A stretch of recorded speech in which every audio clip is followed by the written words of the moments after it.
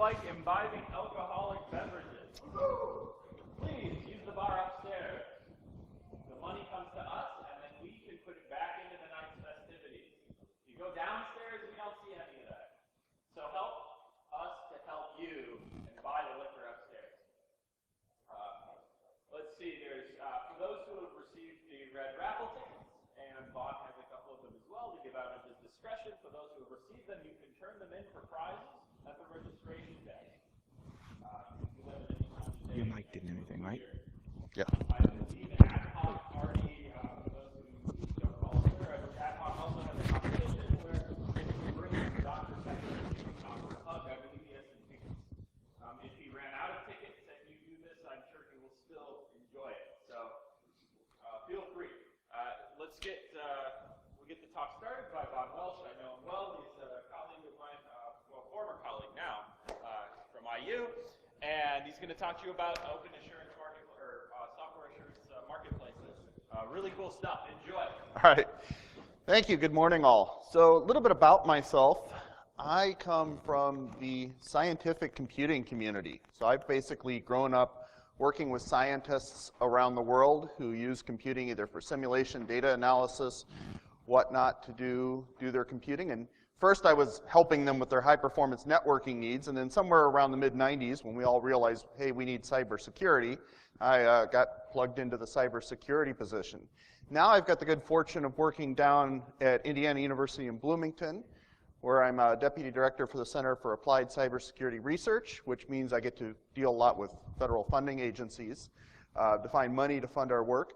But really, I run a team of sort of white hats who try to make cybersecurity, if you go back to, for those of you who are here for Dave's talk, and we're blue team, trying to make the lives of the blue team easier and figure out what it is we're really doing in cybersecurity, how we manage the risks, and so forth. And we do a lot of work all the way from policy and legal side and helping craft legislation and policy on that front to the very technical side. So I'm going to talk about one particular project we're involved with today, which is something called the SWAMP, or the Software Assurance Marketplace.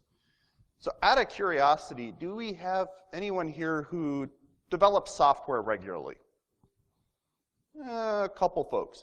Do any of you ever do any assurance testing on the software you develop? Either static code tools like Coverity, or you stand it up and use dynamic tools in testing?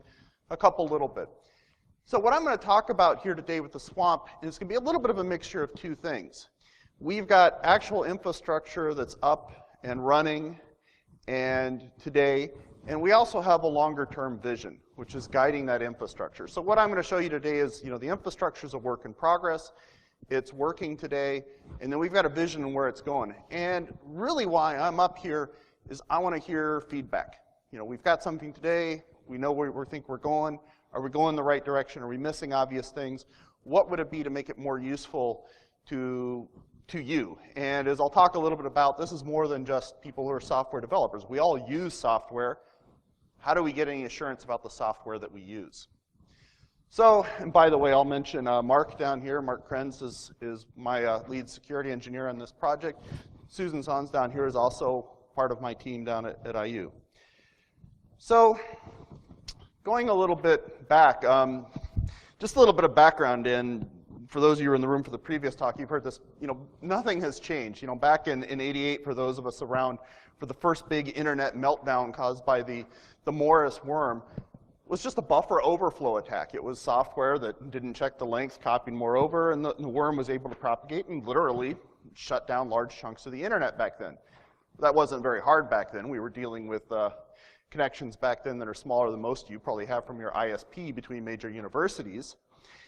Then, part of our team, Bart Miller, who's a professor up at University of Wisconsin, good colleague of mine, introduced random fuzz testing.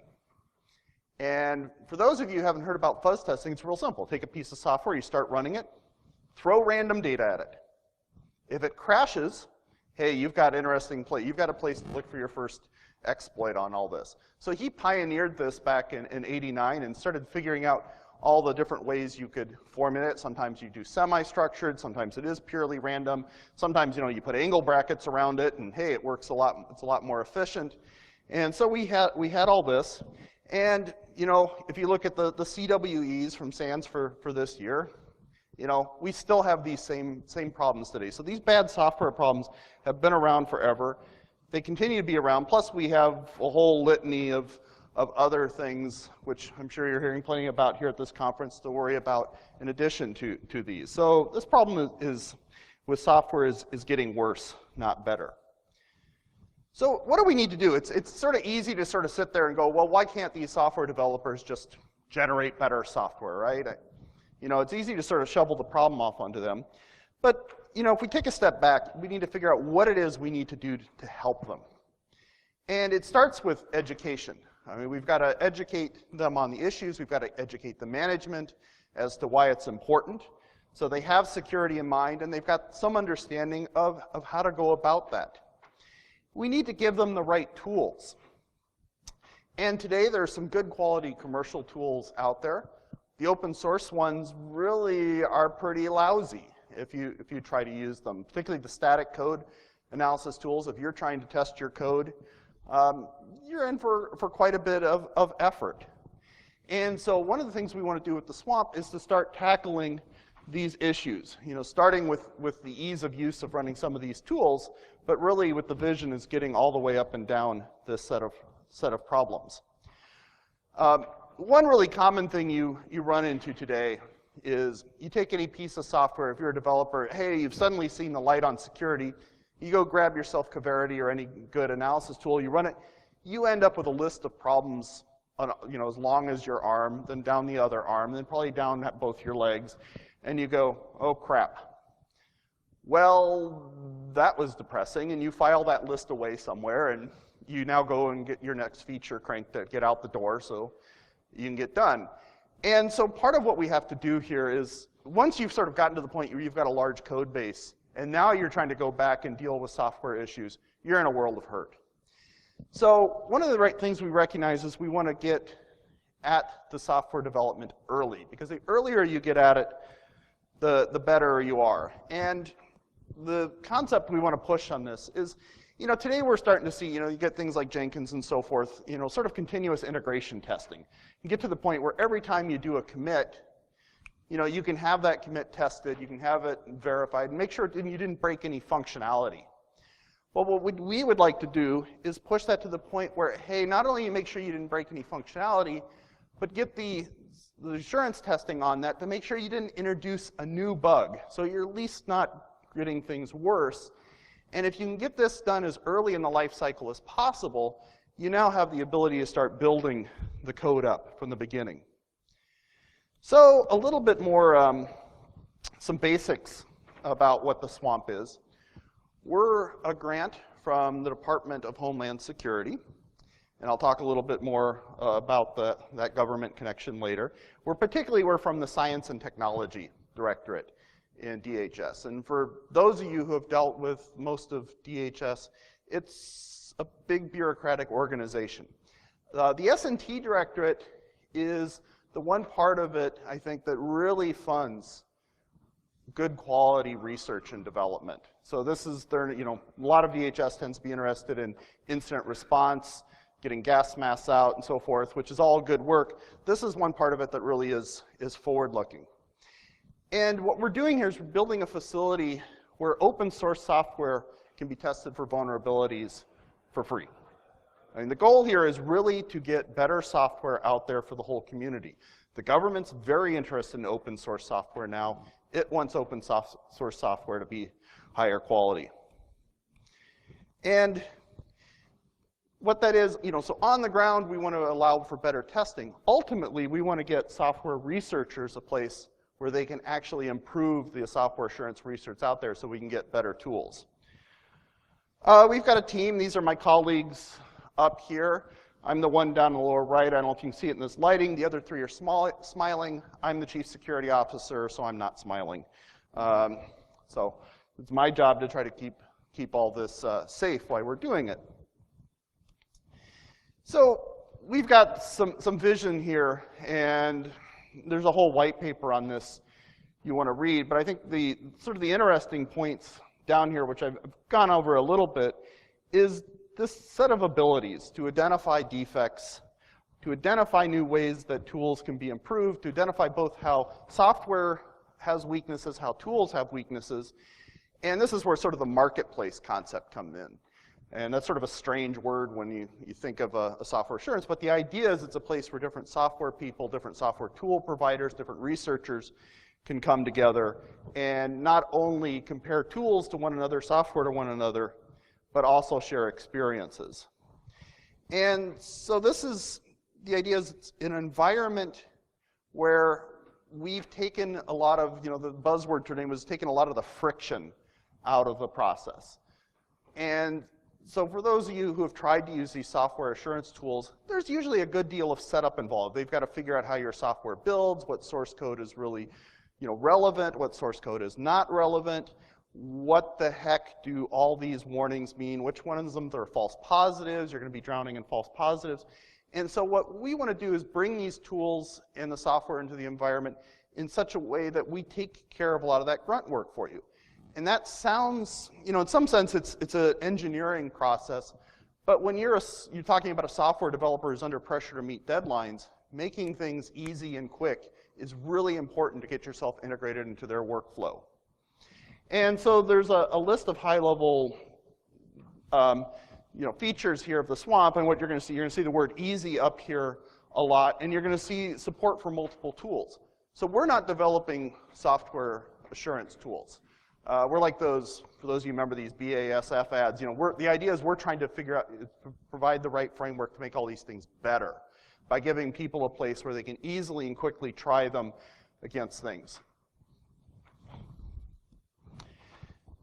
So getting a little bit more concrete here now, what the swamp offers is the automation process. So it's the place where you can run tools easily. And the idea is that you can take a tool, take a piece of software that have never been run against each other before, but allow that to run with very little effort. And some of that is just working out all this sort of glue between what a tool expects, what a piece of software expects. We spend a fair amount of time bringing a tool in, making sure we understand it, maybe standardizing some of its output so that it looks the same as other tools, so when you run two tools, you can understand the difference. Figuring out how you run it, going through all that sort of read the manual stuff, and trying to automate as much of that for the user base. And then the idea is once the tools start running easily, and you get feedback from each one very quickly, then we start making that a process that somebody doesn't mind doing frequently and often. And hence we start moving towards that continuous assurance. And then, getting a little bit now, I'm going to be clear here, we're moving past what you will actually see today and a little bit more into the vision, is the ability to start automatically combining results from different tools. So maybe we figure out one tool is really good at buffer overflows, another tool is really good at SQL. Wouldn't it be nice to get the best of one tool and best of the other tool without having to wait around until somebody figures out how to write these two tools into one? So the idea is we can get the results and pull them together. We've got some smart viewers in there right now. We've got our own simple viewer. For those who are familiar with the Code DX project, we have that tool is integrated with the swamp, and you can use that in addition right now. And the last bullet on here is a key one we really want to work for, is the ability to track progress over time. So you can see if you're getting better, if you're getting worse. So if you figure out that something's a false positive, you can flag it, and it goes away, and you never get bothered by it again. And so you can start filtering down that long laundry list that's running up and down one side of your body. Novice and the expert, and this is a key thing that we really want to push for, and we understand, kind of like the survey I did, we've got a few people in this room who are used to software assurance tools, and being able to give them the power that they need to do some of these things. It's that old, you want it to run real simple, but then you want to be able to crack open the control panel and do the complicated things first, if you need to. Another list of attributes. I'm going to talk more about the security and the privacy here in the moment. The openness refers to the fact that people can bring their own tools and bring their own applications into it. We have some there that you can test against. It's a resource. We've got the computational power to run things in the hard disk space, and that's located up at our colleagues up in Madison, Wisconsin. And then the automation. So what we've done is put a lot of effort into the being able to automate all this and bring it in. So what's real today is an assistant with 5 static analysis tools sitting there that have coverage on C, C++, and Java. We've got viewers that let you view the results, and plumbing that handles all the ugly stuff, all the sausage making to actually get to those results. We also have software packages in there. And as a software developer, you probably don't care about that. But if you're a tool developer, if you're someone who's trying to develop a software assurance tool, that's what you care a lot about, those packages, because what we give you is a way of bringing a new tool that you're developing in and running it against those 100 packages and being able to see how you do under different situations. And some of these packages have well-known defects in them, so you can see if you can catch things or not that are meaningful to you, or if there's things that you're missing. And we've got the big iron and so forth, and I'm not going to go into the numbers there. You can read them if you want. So let me jump here to sort of the cartoon architecture, so I think it might be a little bit easier to understand for that. At the core of what we do is perform what we call an assessment, which is very simply taking a tool, applying it to a software package on a particular platform, which it turns out matters a lot because different software performs differently depending upon what libraries you link it against and how the different libraries behave. And then that gets you a set of results.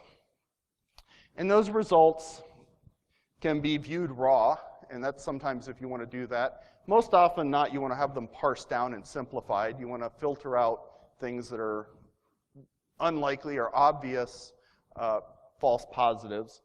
And then you want to get down to a set of parsed results that you can look at. And so this is sort of the very high-level workflow of what it is that we want to do.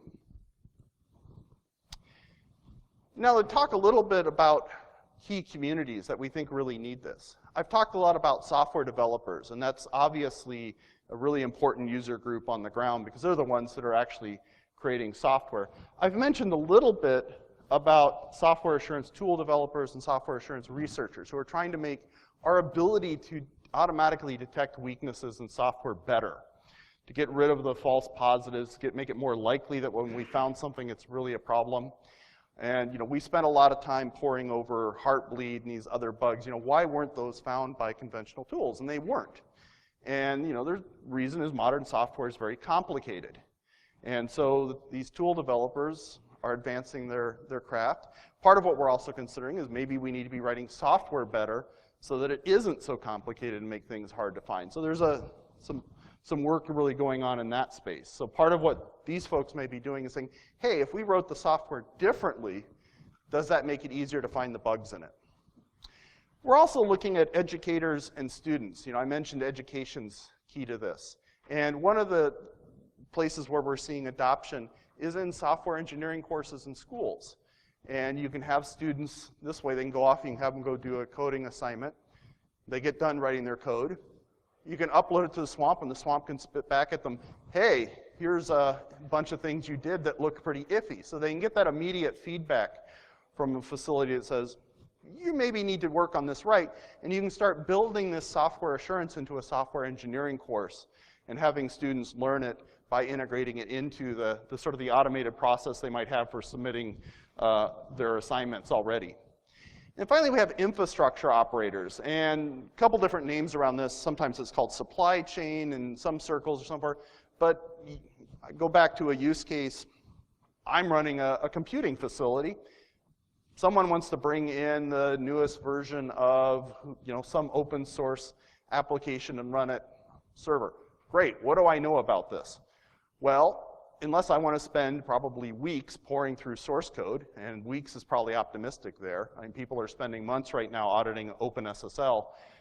I'm really just taking a leap of faith running a piece of software in my infrastructure. And this is a real decision that happens every day in critical infrastructure, computing facilities and whatnot. And so part of what we really see as our key customers is the ability of someone who's got a piece of software they know nothing about, somebody wants to run on their system, they want to give it to us and get back. We're not probably, unless it happens to be the luckiest piece of software on the planet, we're not going to tell them, yeah, this software looks great. but we want to give them some idea of what their risk is. You know, not running any piece of software you haven't written is going to be a risk, even software you have written, but give them some sort of quantitative idea of saying, yeah, this looks more riskier than not, or this looks, you know, safer than some, and give them some idea. Talk a little bit in more depth about that. You know, if you're a software developer, obviously your key goal is software and quality of your code. You want to do it, we would like, you know, get to the point where you can do it easily and often, and that you can have the software integrated into your development practices and make it part of the routine workflow, instead of today where it's an afterthought that's done right before it's shipped or when somebody comes in later and wants to audit it.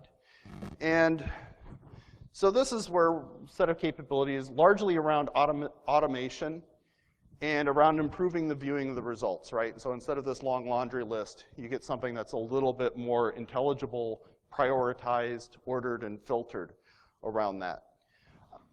Key thing that we see is privacy here. And one of the things that's always a challenge in this space when you're trying to help somebody improve their security is fear of embarrassment. And I've seen this over and over again. Nobody wants to bring a piece of software in and then have it published that, oh my gosh, we found 56,329 weaknesses in your piece of software. First person who does that, the second person's not going to come to that. So the results on this are private. If you do that, you own the results. We're not going to tell anybody about it. We're not going to publish numbers on what you want to do. If you want to take it, run off and throw it up on your website, you know, that's your business. We're not going to do it. That choice really lives with you. And we see that as something as critical as to building up the trust of our community, is them feeling confident that when they bring things to us, you know, we're kind of like a good email server. Your email might go through us, but we're not going to share it with anybody. You know, you may do your software assurance with us, but we're not going to share it with anybody. We're providing the infrastructure on that. So the ultimate goal, so moving on, sorry. Tool developers' goals is they want to improve the quality of their tools. So if you're developing an open source tool that does software assurance, or down the road, we hope to support commercial providers. And what they want to do is they want to find more weaknesses. So in other words, they want to find more true positives. And really, really importantly for these software assurance tools is they want to reduce the false positives. And this is a real killer today because with complexity of code, it's really hard to tell. And so today, this balance right there is really a huge challenge for the industry. And what we want to see is have a better feedback loop, is to let them improve that balance and that trade-off more quickly and hence make it better. We want to get actually more software assurance tool developers out there. I'm always impressed. I think the quality and number of tools for hacking far exceeds the quality and number of tools for testing software and making it more secure. Part of that, I suspect, is the former might be a little bit more fun. Part of it is, I think, the latter's a little harder. And so what we're trying to do is just lower that bar for people to get into that game and develop better software assurance tools. And then finally, we want to provide a showcase for a tool. So we'll provide a place where, hey, if you get a good tool and you think it's good, you can come to us, say, hey, I'd like to let any other user of the swamp use this, and we'll provide a mechanism to do that so that you can have a place where the community can use it without having to go find it, download, install it, figure out how to run it, et cetera, et cetera.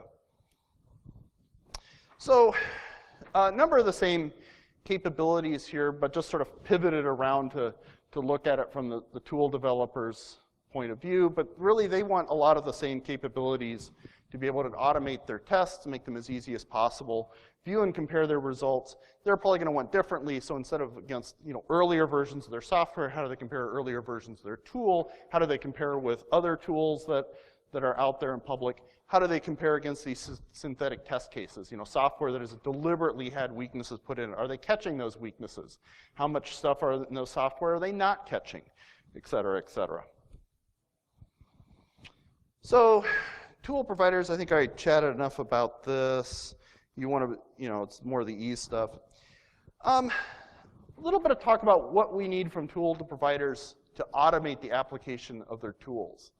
And what we really are trying to do, and we've done successfully so far, is not require modifications of tools. We want to be able to bring tools with us. Is that a question?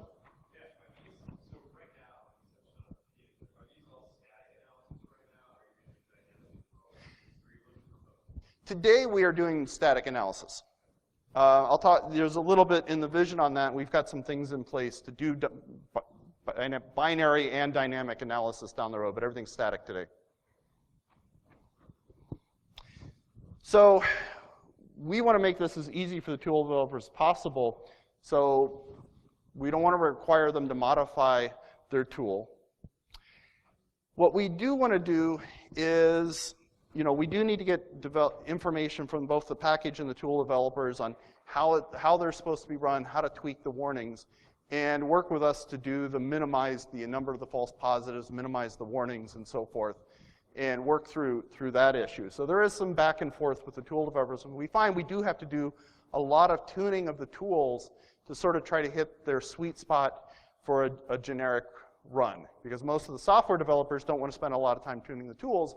So what we want to do is work with the tool developers to hit a nice spot with their tools, so that if you run it by default, it seems to hit that nice balance between false positives and true positives. The software researcher's goal, or the software assurance researcher's goal, is a little bit different. And we've talked to a number of folks who study some interesting things like what makes a software developer more likely to use a software assurance tool. Is it ease of use? Is it the type of feedback? And people who have actually sat down and watched software developers develop and tried to understand what makes it more important. How important is the role of management in software assurance? If the manager says do this, are you going to do it, or are you just going to run through the motions? How long can that laundry list be before you just give up on it? How short does it have to be? Are we, if we only find the top 3 bugs and print out 5, if we print out 5 things and 3 of them are real, as a software developer more likely to deal with that than if you print out 100 where 80 of them are real, right? These sorts of balance that sort of get into human factors and natures. And they really want to sort of study the process. And so these folks were here, and so we want to give them the ability to come in. And this is where we start thinking about things like anonymized usage results and so forth. And I'll talk a little bit more about that later, because obviously we balance that with privacy. And this is the some statistical analysis and so forth for them. So let me shift to the educators. And we talked a little bit about them. And so this is educators who are both educating software developers. They may also be educating security analysts, and they may be educating developers of the software assurance tools. And so up and down that set of different use cases that educators may have. And so our goal with them is to really allow them to become a user of the swamp easily. There tends to have short-lived projects, maybe a week or 2 during a longer course on software engineering. They're going to have a bunch of students. And this gets into one of the challenges of running an open facility like this. We have potentially lots of users who are coming and going. And this is one of the fun parts about being a chief security officer is I don't know who my users are going to be from month to month, even week to week at times. And so this is all fun. And so students really do need things easy and streamlined well. And so you want to bring them in, allow them to be added in large groups. You want to isolate them from one another, and you need the instructor's sort of ability to manage their progress, right? So this is sort of an interesting use case from our perspective, but it's really critical for an instructor to come in and be able to have 30 students who are progressing through this, and that instructor gets some idea of how that goes. But the benefits are pretty strong on this. Having the real world experience, particularly as students, is really critical. I mean, you can sort of talk about software security a lot in the abstract with them, but there's nothing quite like having them be able to sit down and having something point out the weaknesses to them in their code. So being able to take something that right now is a manual process for an instructor and turn it into an automated process where it can be part of just a normal code check-in is a really powerful time saver for the instructor. It's more likely to get going, And so this is one of the reasons why we're really excited about this in terms of the long-term benefits. And so, we really want to push on this, at the undergraduate level to learn more about the continuous assurance, and then we start thinking about it at the graduate level as it being a resource for learning really about the details of software assurance. And you've got students there who may be developing their own software assurance tools and can bring those in. And then also they can do testing on some of the more intricacies of software engineering and see whether or not perhaps different engineering practices, you get to Agile versus Waterfall or something like that, if those make a bigger difference in how secure the resulting software is. So the last use case is that infrastructure operator one that I mentioned before. And it's that very tricky one because not only are they not a software developer, they didn't write this particular piece of code, and they're just looking for some notion of how secure this code is. And it's a tricky use case because now we have people who may be wanting to run assurance on software that they're not developing, and so this is pushes us in different directions. One of the early thoughts that we have is, well, you want people doing this on software that they're going to turn around and use the results for good and not for bad. And the first thought you have is, well, we'll limit it to the people who are actually developing the software. But then you realize that most of the people who care about the security of the software are users of the software out there. And the developers may or may not be interested in it. And the developers may not even be around anymore. One of the advantages of open source is it can live on even after the developers have all drifted off to other things. And so having this ability to support third parties, being able to do assurance testing on software. So segueing a little bit into talking some about the security and confidentiality, which is the world I'm most concerned about. There's a number of balancing acts that have to go on here. And these tend to be some examples of real world blue team, white hat security as you do this for real infrastructure. We want to have easy access to this. Our goal is to foster more software security. And like any technology here, we're providing a tool that can be used either for good or for evil. And so we really want this balance of easy access for the software development, the software tools community, but we want to dissuade illegitimate use. And having run open computing facilities for a couple decades, you really find yourself in a trust but verify mode on this. There's no way, you can possibly track down whether or not someone wanting to run software assurance on a piece of open source software that you've never heard of, is really the legitimate owner of that software or really intends to do that. But what we can do is monitor and make sure that if someone's running against a piece of software, we're not suddenly seeing exploits appear for that, or they're not doing something that just seems obviously fishy on that front.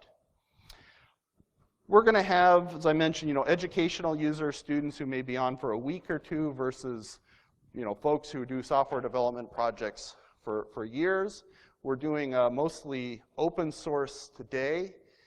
Eventually, we want to support commercial tools, which gets us onto all sorts of licensing and intellectual property issues among who can have access to those tools, and making sure that you can use a tool, for example, but not actually make a copy of the tool and ship it off. So different challenges there. Today, we offer web access, and I'll give you a quick tour here in a moment. But we know API access is really critical in integrating with IDEs and other development environments in such a way as to be seamless for the software developers using it. Mobile applications are something that are on our radar down the road. Today we're looking at primary classic OSs, but doing the mobile applications we know is something that's going to be important. And we're also balancing being a very neutral shop that lets you do these runs and do these assessments versus offering guidance and ranking. It's very tempting for folks to want us to turn us into a clearinghouse where we can say, well, here are these, this piece of software got a 7, this piece of software got a 9. But the reality is that application of the software tends to matter a lot. And if you're putting it into a piece of critical infrastructure, your tolerance for risk may be a lot lower, or your need for the software may just be a lot higher. And you may have different scenarios where if you're putting it into a website that's open to all the internet, you may be much more concerned about a certain class of vulnerabilities than if it's buried deep in a library stack on that same system. And so we have to sort of balance those sorts of things in terms of giving guidance. So this being a little bit of a hacking security conference, I just want to talk a little bit here about the sharing confidentiality and privacy issues. And as I mentioned before, we're DHS funded, and that puts us in kind of a bit of an odd situation right now. I'm guessing everyone here has heard of the NSA and issues around that. And one of the questions we have is, well, if we use the swamp, are we giving DHS access to everything we have? And the answer to that is no.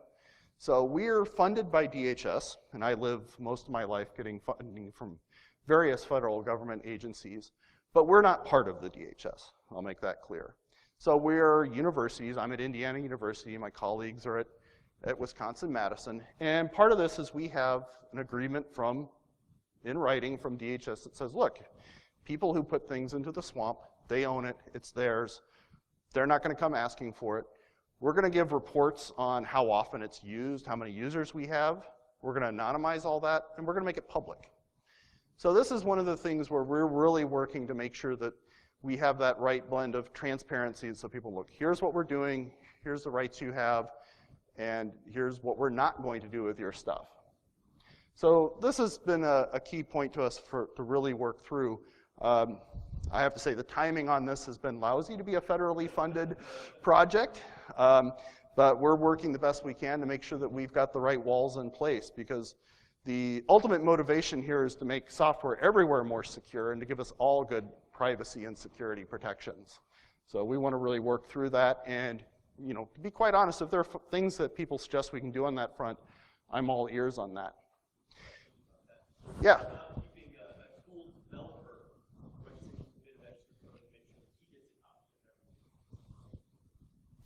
So two answers to that. I mean, first of all, we clearly make that through our policies say you can't do that.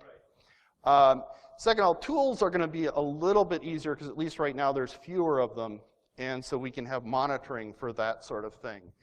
Honestly, we can't, I can't sit up here and make a claim and say it's 100% impossible not to do that, but I will say it's going to be very difficult for someone to do that for any period of time and not get caught.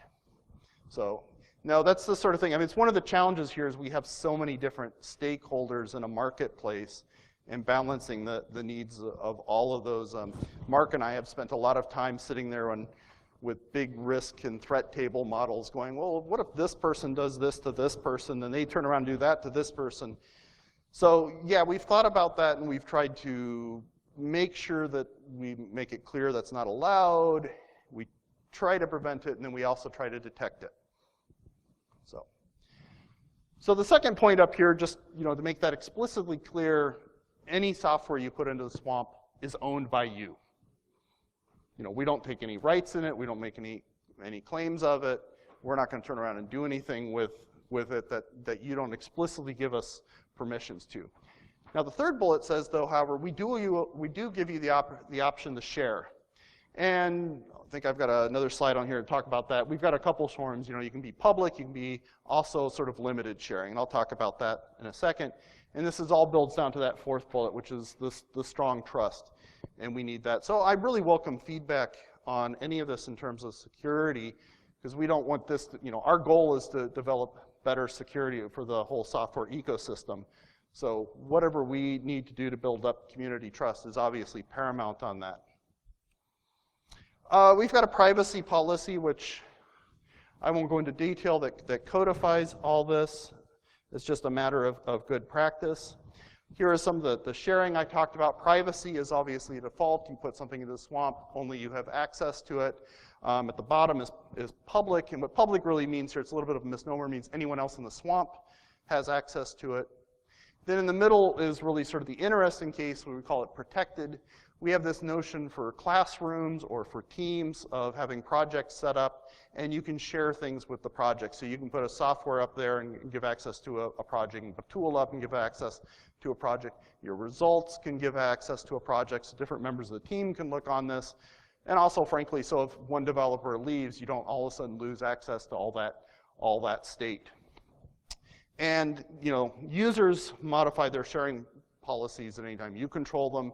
You can share, you can unshare, et cetera, et cetera.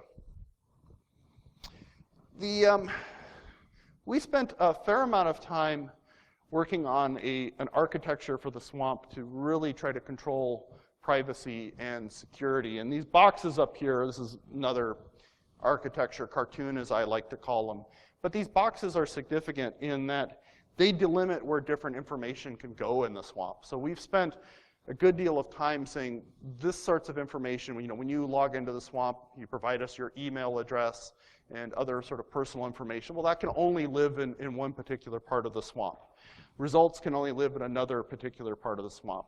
And so we've done this both so that, we can help detect if we have a problem. If we see information that's in a part of the swamp it shouldn't be, we immediately know we've got something wrong.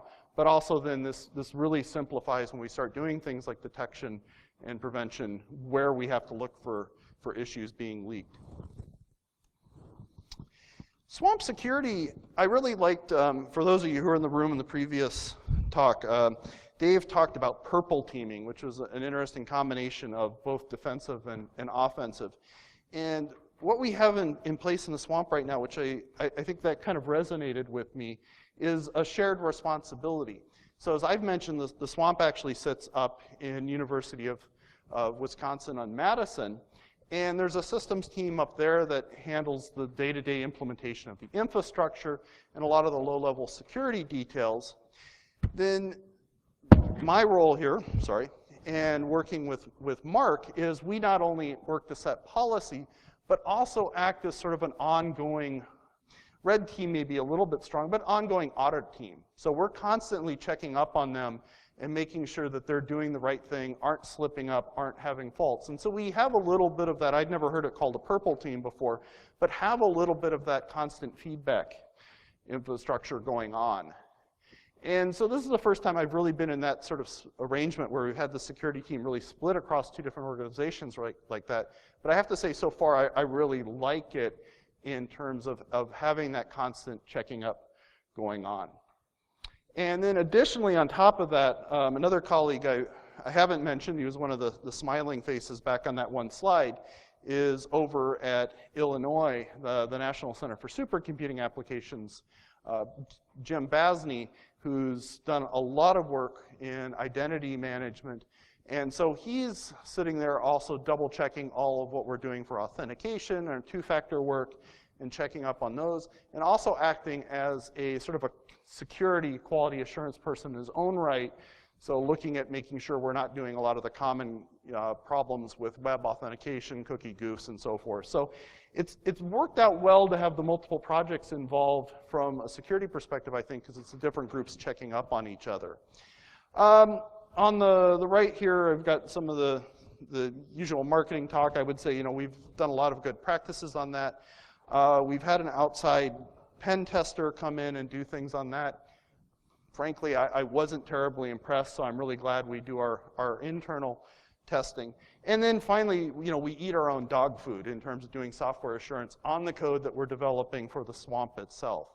And so we've spent a good deal of time setting up a plan on that and going through the software process. And right now, we don't have the tooling to actually test. We're mostly a PHP shop for the swamp to test the PHP code, but the ultimate goal is to get the swamp to the point where the swamp is running on itself constantly. And so we get to the point of doing our own dog food. Our security contact information, I just like to always put out there. And so just a couple closing remarks. I hope you come beat on this. The URL is continuousassurance.org, and we'd love for you to come test it, play with it, let us know what you think. And if you have any ideas on how we could be pushing this and making it better, I'm happy to hear it either in person or via email. So, and I do want to acknowledge and thank DHS for funding this. I think working on the software assurance like this is a really critical thing for the long-term security of the internet and all of us. And it's going to take a while to get it better. I think as a number of other talks I've seen here today, it's going to take some effort. I want to throw in a real quick plug. I think most of you got a flyer in your hands out, but CACR is hosting a cybersecurity summit actually this Thursday just down the street. And it's going to be a little bit different than here. It's going to be more policy level issues about cybersecurity. And we've got some speakers from DHS, ACLU, Cisco, and Indianapolis and state government showing up. And that's usually some interesting discussions and good debates going on there. And it's free.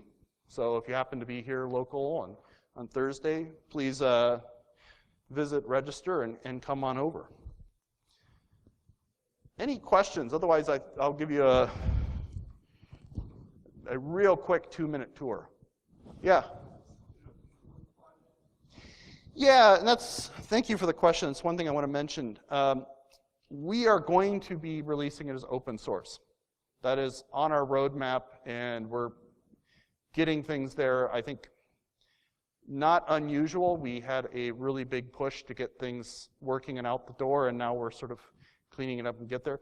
But our ultimate goal for those who really want to limit their trust is to release this as open source and let you run your own version of the swamp.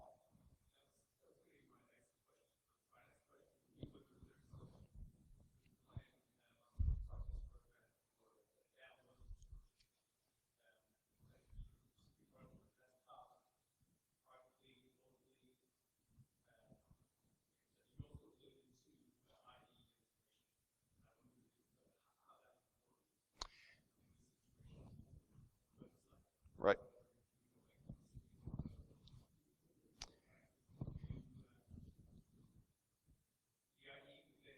Right.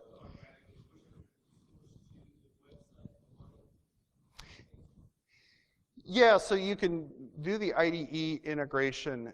So the first version of the IDE integration will just allow you to push a software package to the swamp and initiate the test and then get it back. And it'll be an automated process. It'll be a little bit slow. So it's a little bit slower than, if you're used to running something like lint or something right now, you can integrate that with an editor. So it's, you get real-time feedback in your IDE. Ultimately, we would like to get to that point. There's some real sort of serious applied research challenges in that, because it can be hard to tell from just one, unlike something running like lint, which can tell you, oh, you've got bad indentation here. There's a question, how much source code do you have to push to the swamp? How much do you have to analyze to really tell whether or not there's a vulnerability in this? Because it may depend upon a function you're calling and whatnot. So we want to get that to real-time integration with an IDE. I think today it'll be more like if you think about commit integration, with something like Jenkins or something like that. So every time you commit, you can have something get pushed to it, and then you get feedback, in 10 minutes or something. Hey, your last commit introduced a weakness. Please deal with that. The sort of thing I think I've seen going on, Twitter has a nice piece on their software assurance program. That's the sort of thing they do, is the developer gets feedback in minutes time instead of immediately.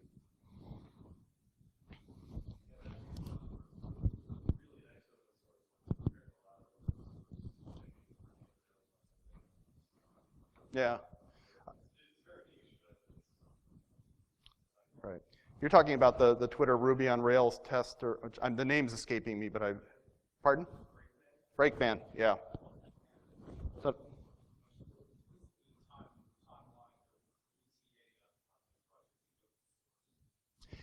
that's a very good question. I don't have a good answer for you right now.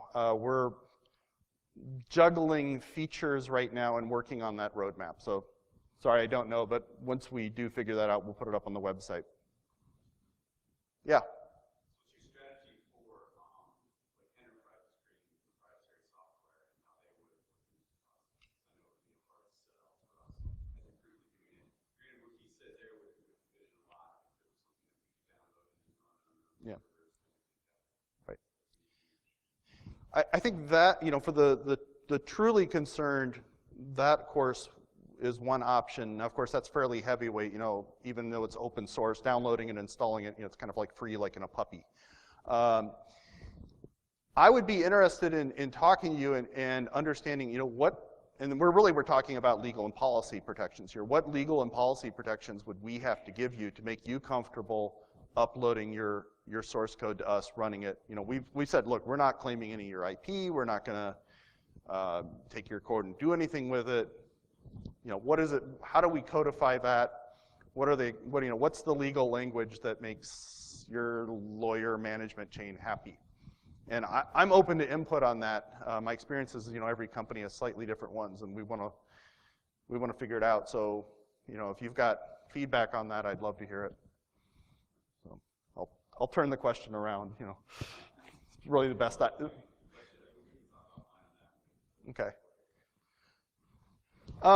So we've got 4 minutes at the top of the hour. I'm going to make sure you get out of here by noon. If you need to run now, you're not going to offend me.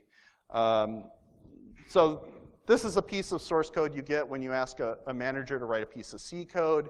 For those of you who aren't using software development, this has got a really horrible problem in it there on line 9, where I'm copying from an argument that the user passes into a buffer that's only 10 long, and I'm not checking length, right? This is sort of bad programming error 101. And so just so you get an understanding here of what's going on, and let me give the quick tour here now, if my browser will respond. That's not the browser I want. Oh, there we go. So let's see, can we make you the right size? Okay, that's pretty good. And so this is my view into the swamp. And, I've uploaded hackme here. So this is my hackme package. I've got a couple different versions of it. I had to debug my 5-line program here and get it uploaded. And then if I go up here, I'm a member of a project. And in this project, I can define assessments. And so we've got different assessments here. We've got an assessment set up for Apache HTTP. Got a couple different assessments here. I've got 3 different assessments for hackme set up for 3 different tools. And so what I can do here is I'm going to select one of these assessments, and I'm just going to ask it to go ahead and run. And my assessment run has been started. And so now we're sitting here and it's been scheduled. And now I'm going to pull the usual cooking show trick on you. And we're going to go down here, and here's one I finished earlier. And I go to the results viewer, and up pops this page. And conference, web loading, internet speed, sitting here, blue beach ball of death. And you can see here, really simple. In this case, the CPP check says, hey, on line 9, you've got a powerful. Okay, so, cherry-picked example, obviously, but this gives you an idea of what we're talking about here in terms of functionality. And so we've got one warning here, clearly marked as a strong error, but you can sort of see if you were starting a development from scratch, this is the sort of thing give you good immediate feedback. So, and I'll stop there with the tour. The rest of it, is the usual web app progress bars, and you can imagine it. So, any other questions? Okay, well, thank you very much, and enjoy your lunch.